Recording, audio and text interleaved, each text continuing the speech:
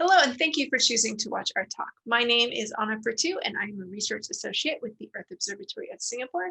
We are happy to present our preliminary results from an infrasound network that was recently installed at Anak, Krakatau.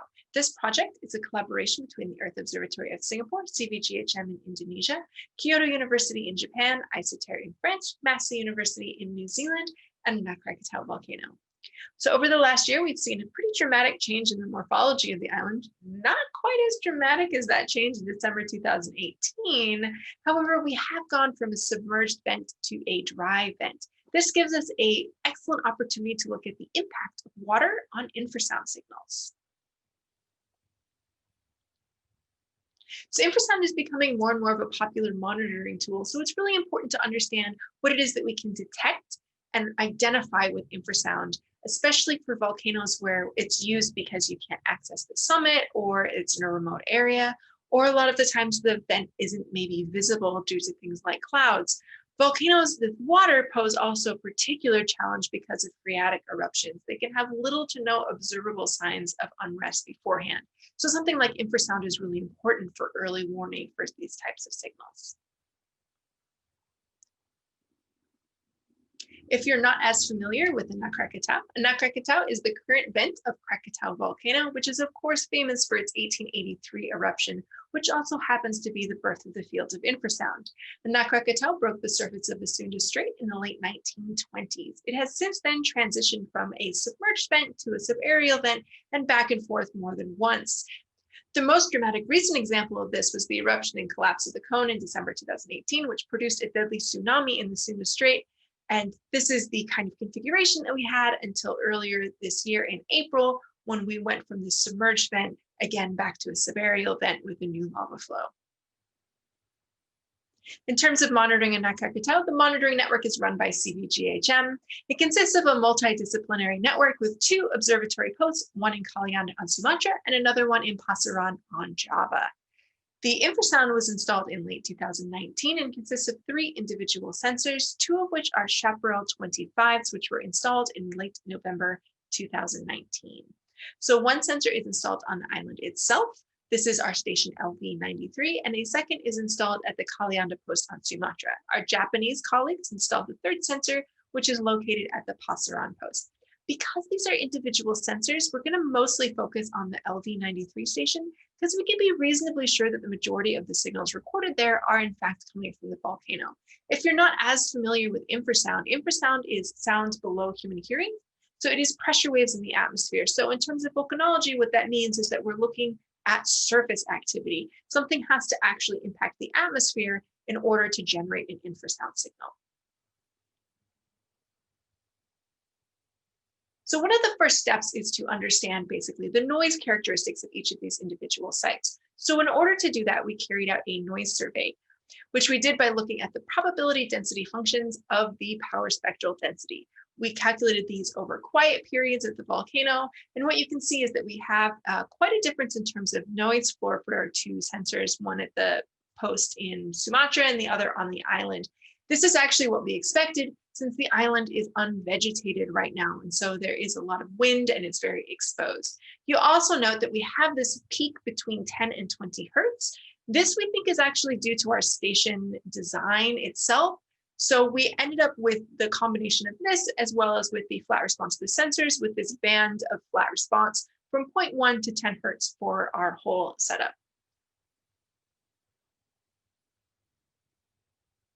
So focusing back on the activity of the volcano and looking at our timeline, you can see along the bottom, we have our data availability for each of the individual sensors, and the stations came online in late November 2019.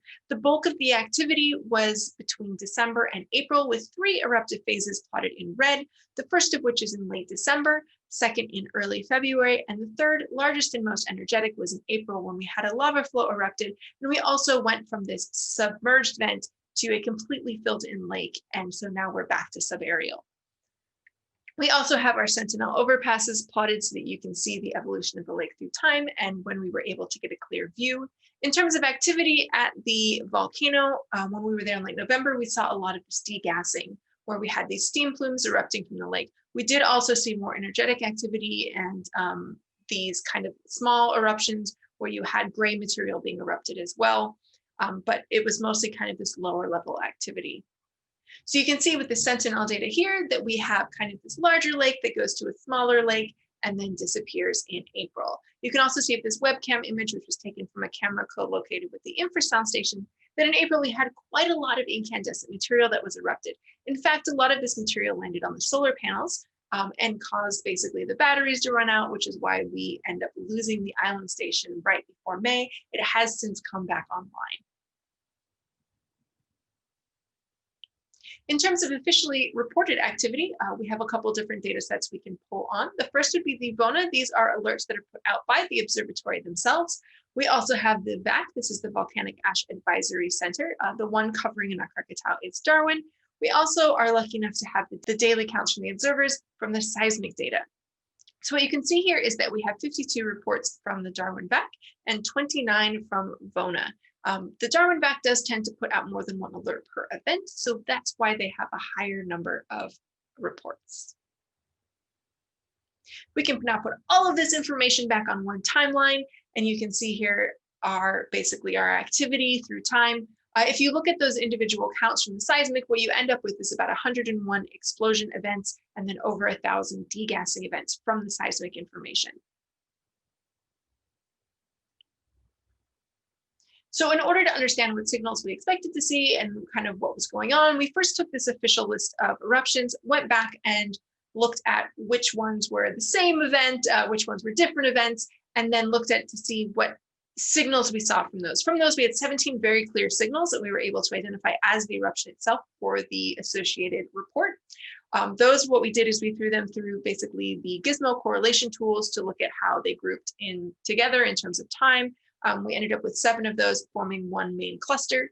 We also did quite a bit of analysis in terms of the frequency content, and we used spectral analysis, PSDs, as well as the Inferno analysis. And for this set, we manually picked those kind of peak frequencies to look at basically how that would evolve with time. So what is it that we actually expected to see in terms of the impact of water on the eruption signals? So there have been some really good papers that have come out recently on wet volcanoes and the infrasound produced by those. There are 2 main models of kind of wet signals for infrasound. The first would be a bubble, and the second would be these standing waves in the kind of the liquid or the water itself. So we can use basically relationships for each of these to kind of understand what it is we expect to see at the volcano. Of course, only having 17 signals isn't great. And if you remember, we have over 100 reported eruption signals from the seismic. So we went back and took those dates that we had reported eruptions from the seismic, went back and manually picked all of these signals. So now we have over 100 signals to look at, and our main cluster is about 75. Of course, now it becomes a little bit difficult to manually pick everything. So we basically developed a little bit of a routine in MATLAB to kind of calculate the spectra and then use a peaks picker to kind of pick those peaks. And that's what you're seeing here so that we can look at these dominant frequencies through time. So all of this work was basically to look at if we saw evidence for these bubbles or for these standing waves. So as you can see here, what I've done is I've taken these relationships that we have for calculating the dominant frequency for both of these types of signals and plotted them along with our data. And what you can see is that we expect anything that's related to a bubble burst to be 1 Hertz or greater, and anything related to a standing wave to be about 0.1 Hertz or lower. So we do see a few signals in here that look like they're consistent with both of these. We do also have a lot of eruption signals that don't fall in either of these categories. So let's take a step back and look at, in terms of activity, what we're expecting to see at the volcano. So if you look at in terms of increased energy, you can go from a degassing to an eruption. And in terms of water, we're going from dry basically to completely submerged. So one of the things we did is then think about what type of signals each of these would produce. So as we saw with the bubbles, we expect to see kind of a higher frequency signal. So we found one of those days that had a high number of degassing events, went through and picked a bunch of degassing signals and saw that we do see these signals where we have mostly high frequency content. In terms of eruptions, we don't have a really good data set for dry eruptions yet because there hasn't been a lot since April. So we use the Yasur data set. And you can see here that this is a nice broadband signal, which is what we expect. So one of those papers that came out recently was on the Bogoslav eruption and was looking at this frequency index through time in order to determine the drying out of the vent. So we decided to modify this to something that could be easily used by the observers to look at the difference in the frequency content. And I have an example of the calculations here. In this case, we're using the peak-to-peak amplitude because it's something that's very easy to calculate. So where do we expect all these different phenomena to plot if we're looking at our peak-to-peak amplitude and our frequency index? So as you can see, we expect our eruption signals to be broadband, probably kind of around 0, kind of energy in both bands. Our bubbles are going to be mostly high frequency, so they're going to be positive. And from the paper, what we know is that these more complicated bubbles with a large bubble into water, we expect basically that the impact of water is going to, well, as there's less water, there's less of an influence, and the influence would be a decrease in the high frequency because it will be attenuated. So as we lose water, we expect this index to increase. So let's add some data.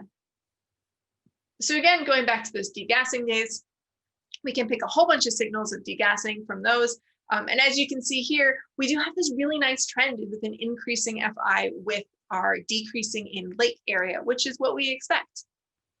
So we can plot that and plot it through time, and you can see that we start with this lower FI and we end up with kind of around 0 to more positive, especially in the higher amplitude signals. So adding those eruption signals, we don't quite see the same trend in the eruptions, but when we plot them on here, we can see that they do partition really nicely in terms of our high amplitude signals.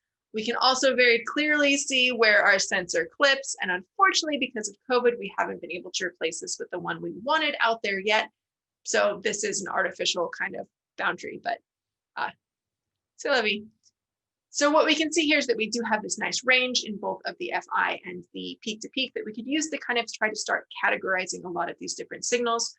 The main question would be, where do these dry eruptions plot now that we have this nice relationship? And the answer is that they tend to mostly be positive, which is what we expect. We expect to see kind of the dry eruptions to be on the more positive end, showing that our wet eruptions would be negative and our dry eruptions we more expect to be positive. So putting all of this together, we have this nice plot that we can generate where we basically our high peak to peak signals that have a low FI are likely to be wet eruptions, a high FI are likely to be dry eruptions. In terms of our degassing signals, we expect to have more complicated signals with kind of a trend around 0. And our bubbles, we expect to be these kind of lower amplitude, but very high FI and mostly high frequency signals. So we really hope that this is a good step in the right direction in terms of quickly categorizing these signals that we see at these wet volcanoes to really help with monitoring efforts. And thank you very much for watching my talk, and I hope you enjoy your virtual AGU 2020.